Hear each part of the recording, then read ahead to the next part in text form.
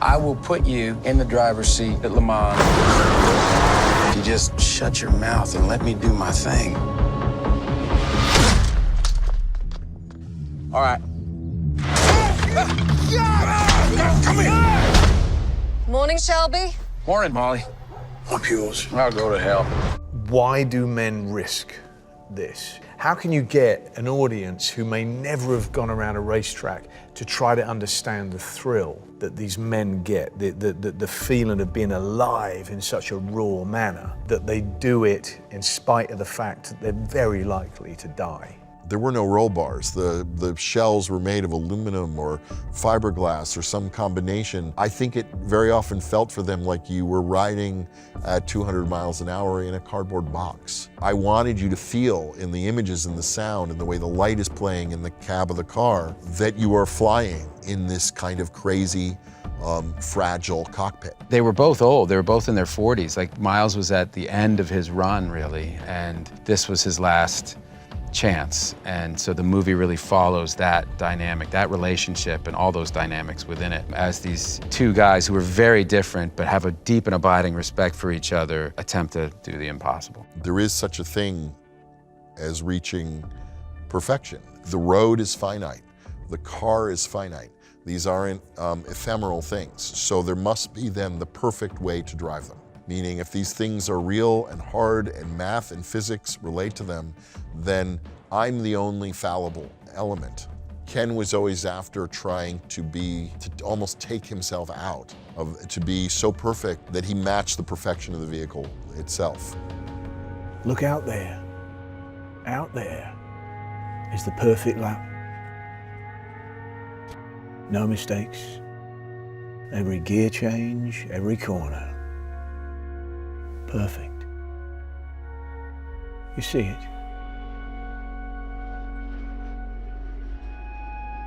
I think so. Most people can't. Most people don't even know it's out there, but it is. It's there. These are highly, highly ambitious human beings, and the way in which their relationships with their ambition are very, very different. And whether it's corporate, whether it's artistic, somehow, in not a smooth way at all, these unbelievably talented, ambitious people all collided with each other, aligned with each other, fought with each other, and the outcome was this ridiculously powerful, awesome automobile and this, this unbelievable feat of man and machine. The story is so relatable just on, from a human standpoint, I think, about this friendship and about these guys who really cared about the same thing and as a result cared about each other, and despite being very, very different. First and foremost, I think that everybody viewed him as a mechanic because he was wonderful. Shelby really saw his talents as a racer, and he was a real purist when it came to that. He didn't compromise in the slightest, and that was both his saving grace and his Achilles heel as well. Because, throughout his life, he'd shot himself in the foot many times because of his desire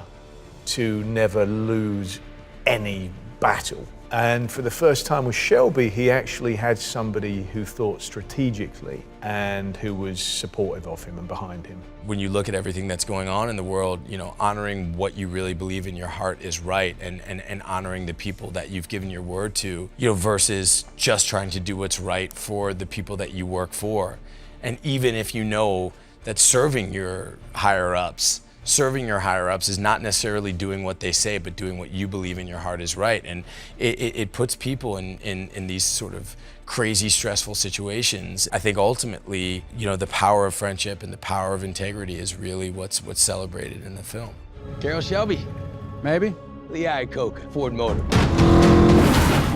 Suppose Henry Ford II wanted to build the greatest race car the world's ever seen, to win the 24 hours of Le Mans. What's it take?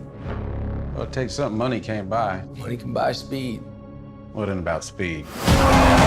My thing was like, let's get in the cars. I don't want to cover it like they do on TV. Meaning, I think the way it's going to feel like a movie is if the coverage of the race feels like nothing you ever saw, that you're much more with the driver, breathing with the driver, feeling the road, feeling every decision they're making with the gear shift, feeling the weather pressing against you and all the other oppositional forces against their vehicle and their success. That's what Jim has done so beautifully. It does transcend being a racing movie. The races are phenomenal. They are so bloody exciting, but it is more than a racing movie. These are a bunch of characters who the odds are against them, that most people would laugh them out of the room in saying they do not belong, but they persist and they never give up. In a straight drag race, the GT40 would have beat the Ferrari hands down any time, but their challenges were different. The Ferrari was a beautifully handling car, although it just didn't have the juice, it didn't have the power of the GT40. The GT40 was a kind of, in the American tradition, a kind of muscle car, but didn't have the finesse.